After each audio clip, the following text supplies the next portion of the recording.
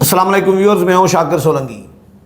Viewers, Imran Khan military trial سے بچنے کے لیے ایک اور انہوں نے کوشش کی ہے۔ لاہور ہائی کورٹ نے تو ان کی درخواست مسترد کر دی تھی، لیکن اب اسلام آباد ہائی کورٹ سے رجوع کیا ہے اور سہولت کاری مانگ رہے ہیں کہ مجھے ملٹری کورٹ میں نہ بھیجا جائے اور میری مدد کی جائے۔ لیکن رجسٹرار آفس نے اس پر اعتراض بھی لگا دیا ہے۔ طیب بلوچ ہمارے ساتھ موجود ہیں، طیب کے ساتھ اس معاملے پر بات کریں گے کہ چلو اگر اسلام آباد ہائی کورٹ سے، یہ تو سوال طیب سے کروں گا کیونکہ طیب سپریم کورٹ کور کرتے ہیں بڑے عرصے سے اور اپنا ویلاگ بھی کرتے ہیں طیب بلوچ کے نام سے، سپریم کورٹ پریس ایسوسی ایشن کے ہمارے صدر بھی رہے ہیں 2 دفعہ۔ طیب جی سر، لاہور ہائی کورٹ سے درخواست مسترد ہوئی خان کی، اس کے بعد اب اسلام آباد ہائی کورٹ کے ساتھ رجوع کیا ہے، یعنی ملٹری ٹرائل تو پکا ہے، نظر آ رہا ہے خان کو بھی، تو مدد مانگی ہے۔ پہلے تو اعتراض کا بتائیں، اعتراض کیا لگایا ہے؟ پہلے ادب میں تھوڑا سا آپ کو بتاؤں کہ لاہور ہائی کورٹ میں براہ راست اس کی اپلیکیشن ملٹری ٹرائل کے خلاف نہیں تھی۔ کیا تھی؟ وہ دیگر چیزیں تھیں، اس میں براہ راست یہ نہیں تھا کہ میرا سویلین ٹرائل نہ کیا جائے۔ ہاں ٹھیک ہے، وہ ایگزیکٹ اس کی پریئر نہیں تھی اس میں، باقی چیزیں وہی تھیں۔ ہاں تقریباً ٹھیک ہے، لیکن ابھی میں آپ کو بتاؤں کہ اب جو صورتحال ایمرج ہوئی، خاص کر جنرل فیض کے بعد تو بس میں یہی کہوں گا، جو کہتا تھا گھبرانا نہیں ہے، چھوڑوں گا نہیں، تو گھبرا گئے، آج وہ گھبرا گیا ہے، اور گھبرایا بھی اتنا ہے کہ اس کو تو اب تخم ملنگا بھی پینا پڑ رہا ہے۔ بہت زیادہ گھبرایا ہوا ہے، تخم ملنگا پی رہا ہے۔ تخم ملنگا صاحب ذرا آپ کو پتہ ہے کہ وہ میدے کے لیے بڑا ہوتا ہے، تو میدا اس کا بند ہو جاتا ہے، مسائل ہوتے ہیں، کبھی واش روم بند ہو جاتا ہے، کبھی میدا بند ہو جاتا ہے، تو مسائل اس کے بہت زیادہ بڑھ گئے ہیں، حواس باختہ ہو گیا، ٹینشن میں ہے، اور اسی وجہ سے اپنی بیوی سے بھی اس کی لڑائی ہو گئی ہے، بشرا بی بی سے بھی، اچھا، اور پی ٹی آئی کے جو کیا آتے جاتی ہیں ان کے ساتھ بھی اس کا کوئی اب سلوک اچھا نہیں رہا۔ آج کی خبر یہ بھی ہے کہ بشرا کو اس نے بلایا کہ وہ پارٹی معاملات تھے کہ بشرا اس میں مداخلت کر رہی تھی، گا تو آپ کیوں کر رہی ہو یہ وہ۔ جب بشرا کو آپ کو پتہ ہے بشرا بھی تو فراگوگی اسٹائل پہ لوٹ مار کرتی ہے، تو اس نے کے پی کے میں مشال ٹائپ کہانی رکھ لی تھی، تو وہ بھی مشال یوسف زئی، تو وہ اس مشال یوسف زئی کو ہٹا دیا۔ تو مشال یوسف زئی کے لیے کہا جا رہا ہے کہ وہ کے پی کے کی فراگوگی تھی۔ بالکل، تو کچھ ایسے معاملات ہیں، تو اب خان صاحب نے اس کو بلایا بھی صحیح، تو وہ اس نے آنے سے انکار کر دیا، ودے نڈیالہ جیل۔ تو خان صاحب بہت زیادہ گھبرائے ہوئے ہیں، حواس باختہ ہیں، اور اس کی ان چیزوں کو مد نظر رکھتے ہوئے، دیکھتے ہوئے، کیونکہ یہ اپنے فوجی بھائی بھی تو کچھ کام نہیں کرتے نا۔ پچھلے دنوں بھی سنا ہے، کچھ ہفتہ پہلے یا 2-3 دن پہلے، وہ پورا ایک گاڑیاں موو کی، ہوئی تھی، اس کا ترا ہی نکل گیا، یہ کیا ہو گیا مجھے لینے نہ آ گئے، پتہ نہیں۔ ہاں بالکل، اس نے وکیل صاحب کو کہا کہ خدا رہا آپ جائیں، وہ کسی اور مقصد کے لیے تھی، جس بھی مقصد کے لیے، یہ تو اس نے یہی سمجھا کہ اب ابھی مجھے یہ ملٹری والے اٹھا کے لے جائیں گے، تو اب ملٹری میں تو اس کی سہولت کاری نہیں ہو سکتی، وہ تو الگ ان کے معاملہ۔ آج بھی کور کمانڈر کانفرنس میں یہ عزم کیا گیا ہے کہ بھائی نہیں چھوڑیں گے کسی کو بھی، تو چھوڑنا بھی نہیں چاہیے۔ بات یہ ہے کہ اب اس پہ ساری صورتحال پہ اس کے وکیل صاحب نے ایک مدعا اختیار کیا، ایک درخواست تیار کی، بھاگوں بھاگ آ گئے ہائی کورٹ میں۔ کہتے ہیں جی یہ عمران خان سابق وزیر اعظم ہے، اس کے رائٹس ہیں، بنیادی انسانی حقوق ہیں، اور سویلین ہے، تو سویلین کو تحویل میں جو ہے وہ نہیں دینا چاہیے، اور اس کا ٹرائل ملٹری کورٹس میں نہیں ہونا چاہیے، اور ہماری مالکی کریں، سہولت کاری کریں۔ اور وہ اس وجہ سے آئے، آپ کو پتہ ہے کہ اسلام آباد ہائی کورٹ میں بھی تو جوڈیشل کو ہوا ہے، اور وہ جو 6 ججز تھے انہوں نے تو واضح طور کے اوپر یہاں پہ اپنے سپریم جوڈیشل کونسل میں یہ مدعا اختیار کیا، جی ہمیں اسٹیبلشمنٹ ایجنسی والے کہتے ہیں کہ جی آپ عمران خان کے کیسز جو ہے اس میں اس کو ریلیف نہ دیں۔ بھئی اگر وہ ایجنسی والے کہتے بھی ہیں تو وہ اب تو ہمیں سمجھ آ گئی کہ وہ بیچارے ٹھیک ہے کہ آپ تو ماورائے آئین ریلیف دینے کے لیے مشہور ہو چکے اگر کہا ہے تو ٹھیک کہا ہے، تو وہ کہہ رہے ہیں، تو ہم بھی کہہ رہے ہیں آئین اور قانون کے مطابق، ہم جو روز ویلاگ کر رہے ہوتے ہیں، آئین اور قانون کے مطابق فیصلے کرو۔ ہم تو ججز پہ دباؤ تو نہیں ڈال سکتے، لیکن بات تو کر رہے ہوتے ہیں نا کہ بھائی آئین سے ماورا فیصلے دے رہے ہیں۔ وہ چونکہ وہ جو 6 ججز ہیں اس میں سے 5 ججز فیضیاب نیٹ ورک کا حصہ ہیں، فیضیاب ہوئے ہیں، فیضیاب ہیں، تو وہ اس سلسلے میں تھے۔ تو یہ بھی عزیر بھنڈاری ہیں، ज़ाहिर करामत भंडारी PTI के वकील है, इमरान खान के वकील है, ये भागों भाग दरख्वास्त लेके आ गए इस्लामाबाद हाई कोर्ट में कि मालकी की जाए। अब जब इस्लामाबाद हाई कोर्ट में दरख्वास्त दायर होती है मिलिट्री कोर्ट्स के ट्रायल के ख़िलाफ़, तो रजिस्ट्रार के पास जाती है, आपको पता है ज़वाबित होते हैं खैर। तो रजिस्ट्रार ने देखा, उसने कहा दरख्वास्त में तो वो कोई डॉक्यूमेंट नहीं है, अच्छा कोई दस्तावेज नहीं लगी हुई, हाँ एक हवा में दरख्वास्त हवा में फायर है, अच्छा उनमें कोई FIR नहीं है। भाई किस FIR, कौन सा मुकदमा, कोई मुकदमा नंबर, ये दरखास्त अभी उसी तरह ही है जिस तरह रिजर्व सीट्स वाला फैसला दिया गया। तो ये उन्होंने इतराज़ लगाए। अब इतराज़ जो आप पूछ रहे थे कौन से हैं, इतराज़ एक है कि भाई इसमें मुतलका दस्तावेज़ात नहीं लगी हुई, इसमें अच्छा कोई मुकदमे का जिक्र नहीं है, किसी FIR का जिक्र नहीं है, और बाकी एक एतराज़ ये भी था कि ये मामला आता जो है वो पंजाब में है, तो आप इस्लामाबाद हाई कोर्ट में आ गए हो, तो ये जुरिस्डिक्शन का भी मैटर आ रहा है, तो ये एतराज़ात लगे हैं। अब उसमें शायद ये समझ रहे थे या समझ रहे हैं कि चूँकि जजेज़ ही इमरान खान की मालकी करते आए हैं, सहूलतकारी करते आए हैं, तो ये समझ रहे थे कि भी हम तो दरख्वास्त दायर कर देंगे, क्योंकि ना ही तो इन्होंने जो मावरा आइन रिलीफ हमें देते हैं, मावरा कानून रिलीफ देते हैं, तो वो इस दरख्वास्त को भी इंटरटेन करके रिलीफ दे देंगे, तो उस पर तो अब लग गया इतराज़। लेकिन इतराज़ से हमें खुश नहीं होना चाहिए, क्योंकि मुझे फिर भी ये गुंजाइश लगती है कि शायद इसी रजिस्ट्रार ऑफिस के इतराज़ात सिमत से सहूलतकारी तो किसी सिमत भी हो, हाँ वो कुछ भी हो सकता है, इतराज़ात सिमत कहीं शायद ये मुकर्रर ना हो जाए, और मुकर्रर होगी तो फिर पता चलेगा बेंच कौन सा है। तो अगर कोई इमरान प्रोजेक्ट के जजेस बैठे हैं तो वो तो कहेंगे कि भाई ये तो हमारा तो आइन के खिलाफ जाकर जो फैसले दे रहे हैं, फेवर दे रहे हैं, तो वो रजिस्ट्रार के एतराज़ात को तो हाँ उठा के फेंक देंगे। जो आइन को नहीं मान रहे एतराज़ात क्या होंगे। हाँ, लेकिन तैयब अगर फ़र्ज़ करें इधर से इनकार मुस्तरद हो जाती है या एतराज़, चांस तो नहीं है, लेकिन चांस नहीं है, लेकिन अगर हो जाता है, हम तो कहते हैं हो जाए, तो उसके बाद तो ये सुप्रीम कोर्ट में जाकर दरख्वास्त देंगे। हाँ, और वहाँ से तो फिर आपको पता है वो तो बड़े सहूलतकार हैं, तो फिर तो ये फौजी ट्रायल का तो फिर इमरान खान वैसे सिविलियन है,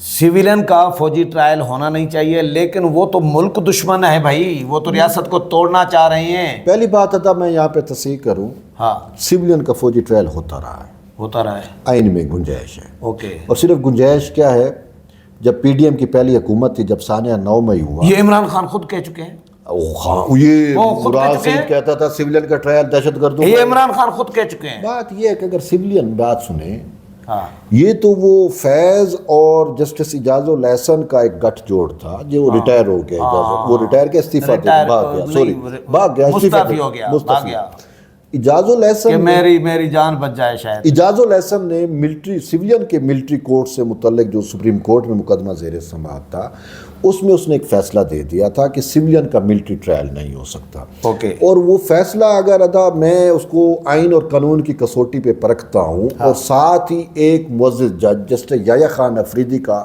नोट सामने रखता हूँ, तो वो मुझे फ़ैसला रियासत मुखालिफ नज़र आता है। इजाज़ुल एहसन का, जी हाँ, कैसे क्या था उसमें अदा उन्होंने कुछ ऐसी शिक्कें, ये मिलिट्री कोर्ट्स की और ट्रायल की ऐसी शिक्कें उड़ा दी थी, जो शिक्कें जो आप कह रहे हैं मुल्क दुश्मन अनासर पे लागू होती हैं। अब कलबोशन को भी उससे रिलीफ मिलता।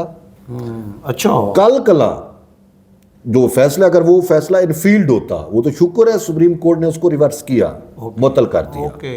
अगर वो इनफील्ड होता, कला कोई भारत का, कोई इसराइल का, कोई हमारे दुश्मन मुल्क का कोई जसूस पाकिस्तान में पकड़ा जाता, ठीक है, तो उसका मिलिट्री ट्रायल ना हो सकता। यार मुझे एक बात बताएं तैयब, मुझे ये समझ में नहीं आ रही, फैज ने मुझे ये समझ में नहीं आ रही, हमारा इंटेलिजेंस निज़ाम इतना कमज़ोर है کہ آپ کے ملک دشمن لوگ جو ہیں وہ DGISI کے عہدے پر پہنچ جاتے ہیں، وہ سپریم کورٹ کے چیف جسٹس کے عہدوں پر پہنچ جاتے ہیں، ہائی کورٹ کے چیف جسٹس کے عہدوں پر پہنچ جاتے ہیں، یہ مجھے یہ سمجھ میں بات نہیں آ رہی۔ ادب ملک دشمن تو نہیں ہے ادا یہ ملک دشمنی نہیں کر چکے، عمران خان وزیر اعظم کے عہدے پر پہنچ جاتے ہیں یار۔ ہاں دیکھیں یہ ہمارے لوپ ہیں ہمارے اس میں، افسوس یہ ہے کہ ہم ملک دشمن عناصر کے اعلیٰ کار بن جاتے ہیں۔ فیض کا کیوں ٹرائل کیا جا رہا ہے؟ عمران کیوں اندر ہے؟ ملک دشمنی کر رہے تھے نا،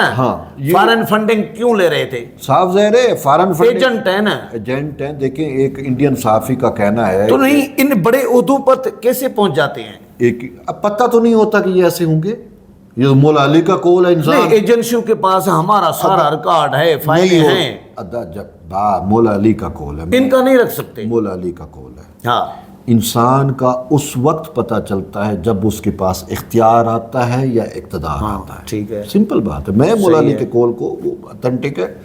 تو خان کا تو ہمیں نہیں پتا تھا، لیکن جب اختیار آیا یا اقتدار دونوں اس کے پاس تھے تو پتہ چلا یہ تو ملک دشمن ہے۔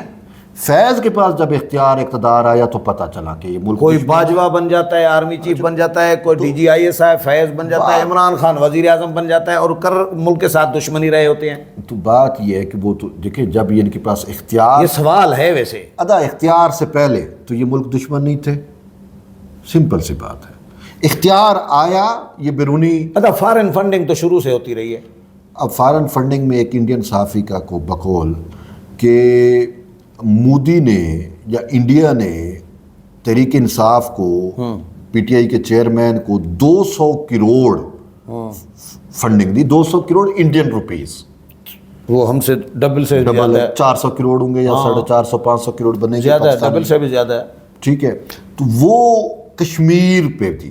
اچھا، یہ جو کشمیر بیچا گیا، دیکھیں کشمیر بک گیا، خان صاحب نے کوئی ریزسٹنس نہیں کی۔ خان صاحب نے کہا دعا کرو، یہ تقریر میں کہا دعا کرو مودی جیت جائے، کشمیر کا مسئلہ حل کرے گا، بس وہ اس نے 200 اور حل کیا جس طریقے سے، اور اس نے کہا کہ بھائی ہم جمعے کو دھوپ میں کھڑے ہو سوگ منائیں گے، ایک جمعہ منایا صرف، بس۔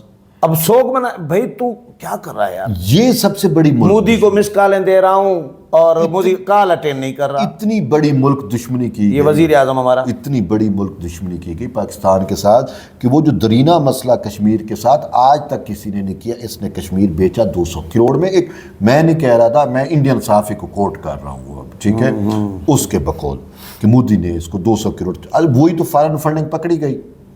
اچھا وہی پھر یہ بھی ہے کہ بھئی اسرائیل پاکستان میں یا را جو ہے وہ را کے تھرو اپریٹ کرتی ہے، اسرائیل اس کی ایجنسی جو ہے موساد تھرو را پاکستان میں اپریٹ کرتی ہے، تو یہ دونوں گٹھ جوڑ ہے۔ اور ایسے بندے کا کہہ رہے ہیں کہ فوجی ٹرائل نہیں ہونا چاہیے۔ اب فوجی ٹرائل میں اس کو یہ پتا ہے کہ اب اس کے خلاف 2 کیسز بنتے ہیں فوجی ٹرائل کے، ٹھیک ہے، اور دونوں کی نوعیت ڈیفرنٹ ہے۔ ایک ثانیہ نومئی ہے، اس کا مین کلپریٹ خان صاحب خود ہے۔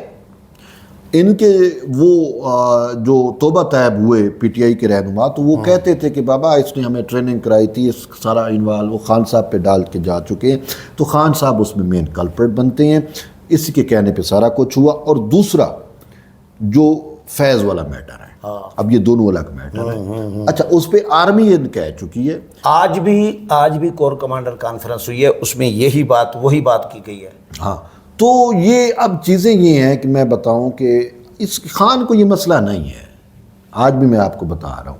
اگر آرمی کہہ چکی ہے، اب آرمی کو یہ پتہ ہے، اسٹیبلشمنٹ کو پتہ ہے، ہمارے ویورز کو پتہ ہے، پاکستان کی عوام کو پتہ ہے کہ بھائی اس کو جہاں جدھر سے بھی کسی مقدمے میں ٹرائل کورٹ نے ملٹری سزا ملی، ملٹری میں سے سپریم کورٹ اور ہائی کورٹ میں اس کو ریلیف ملا، اور آج بھی دیکھیں تحریک انصاف ہر جگہ سے ناکام ہو گئی، پولیٹیکلی بھی تقریباً اب ایک ہی محاذ رہا ہے، وہ ہے عدالتی محاذ۔ اور آج بھی عدلیہ میں بیٹھے ہوئے عمران پروجیکٹ یا فیض نیٹ ورک کے زیر اثر جو ججز رہے، وہ آج بھی یہ سمجھ رہے ہیں کہ ہم اپنے خان کو ریلیف دلوا دیں گے۔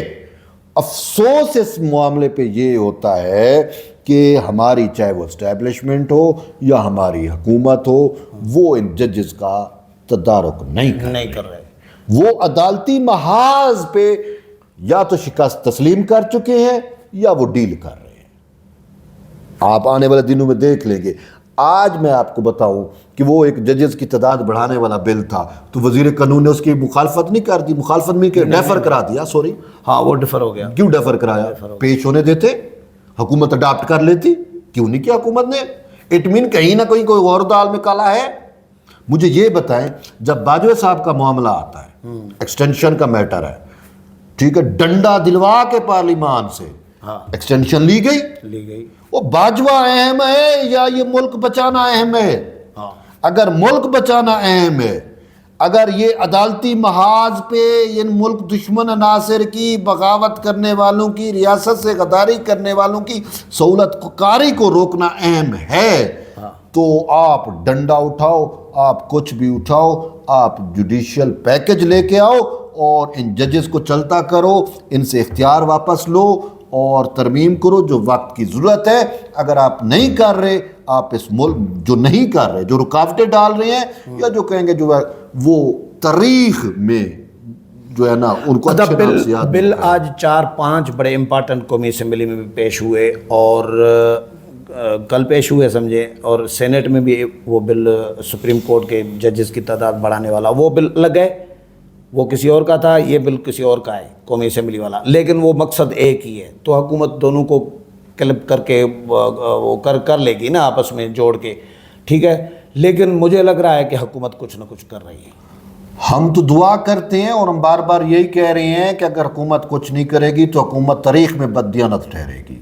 حکومت جو تاریخ تو اپنا لکھی جا رہی نقصان کریں گے، جیل میں پڑے اپنا ہوں گے، نقصان کریں یا نہ کریں، تاریخ کا نقصان کریں گے، اس ملک کا نقصان کریں گے، ریاست کا نقصان کریں گے، اس آئین کا نقصان کریں گے، اپنی پارلیمان کی سپرمیسی کا نقصان کریں گے، اور یہ ایسے نقصان ہے جن کی پھر وقت تلافی بھی نہیں کر چلو سکتا۔ انتظار کرتے ہیں، اسلام آباد ہائی کورٹ کو بھی دیکھتے ہیں کہ اسلام آباد ہائی کورٹ عمران خان کی درخواست پہ کیا کرتی ہے، اور پھر سپریم کورٹ میں معاملہ پہنچتا ہے یا فوجی ٹرائل ہوتا ہے، کیا ہوتا ہے، اس کا تھوڑا انتظار کرتے ہیں۔ چلو فی الحال تبصرے جاری رہیں گے، اپڈیٹ دیتے رہیں گے۔ ویورز، طیب کے ساتھ پروگرام آپ نے سنا، امید ہے پسند آئے ہوگا۔ اگلے پروگرام میں پھر ملاقات ہوگی، تب تک اجازت چاہتا ہوں، اللہ حافظ۔